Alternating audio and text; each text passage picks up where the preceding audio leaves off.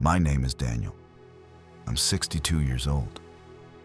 And for most of my life, I thought I understood what loyalty meant. I married my high school sweetheart, Claire, when we were both 21. We had 2 children, a modest home, and 40 years together. We weren't perfect. We argued about money, about parenting, about little things that never really mattered.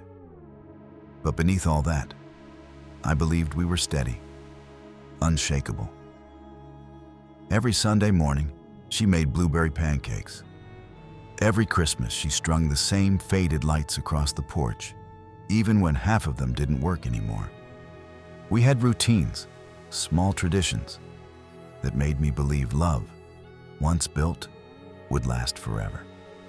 When people asked me the secret to a long marriage, I always smiled and said, patience, forgiveness, and never going to bed angry.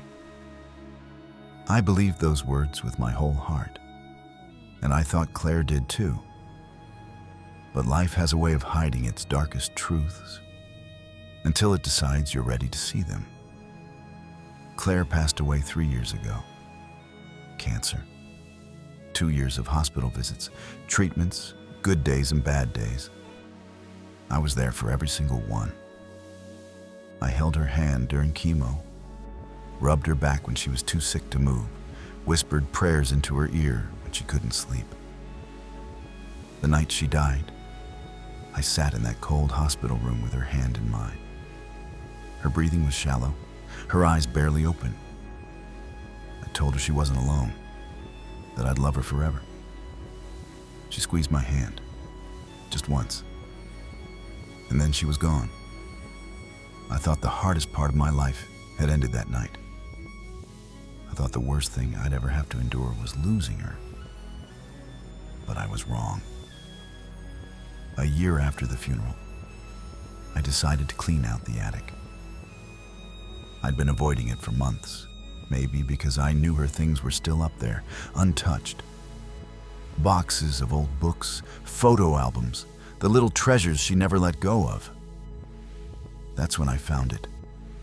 A plain cardboard box tucked away behind holiday decorations. Inside, letters tied neatly with a ribbon, their paper yellowed with age. At first, I thought they were mine. I used to write Claire little notes when we were young, back when I thought words could keep love alive forever. But when I opened the first envelope, my stomach dropped. It wasn't my handwriting. Page after page, letter after letter, written by another man. A man who called her my love. A man who wrote about the way her eyes lit up when she laughed. A man who described weekends in a cabin by the river, their secret place. The dates on the letters stretch back decades. Some written when our kids were still in grade school, others from just 5 years ago. 40 years of marriage. And all that time, part of her heart belonged to someone else. I sat on the attic floor for hours, my hands trembling. The letters spread around me like broken glass. Each word cut deeper than the last. The woman I thought I knew better than anyone, the woman I devoted my life to, had been a stranger in ways I couldn't even imagine. And the cruelest part, she never told me. Not when we were young, not when our children were grown, not even when she knew her time was running out. She let me love her with my whole heart, while she gave pieces of it to another man. That night, I burned the letters in the fireplace, watched the paper curl, blacken, and turn to ash. But the fire didn't bring peace.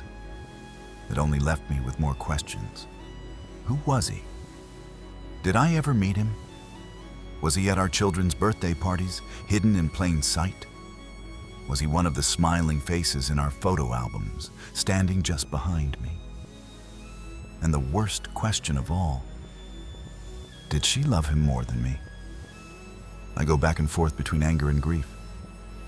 Some nights, I feel betrayed, like my whole marriage was a lie. Other nights, I convince myself that maybe she still loved me, even if she couldn't love only me. But then I remember her last moments, the way she squeezed my hand before she slipped away. Was that love for me? Or was she thinking of him? I'll never know. They say ignorance is bliss, and maybe they're right. Because the truth is heavier than grief itself. The truth is knowing that the life you built, the family you raised, the vows you kept, they weren't enough to keep her entirely yours. And now I live with two realities. I loved Claire with everything I had, and she loved me, but not only me. So when people talk about growing old with their one true love, I smile, I nod, I don't argue. But deep down, I know the truth. Sometimes, the person you spend a lifetime with isn't truly yours at all. And the greatest heartbreak isn't losing them to death.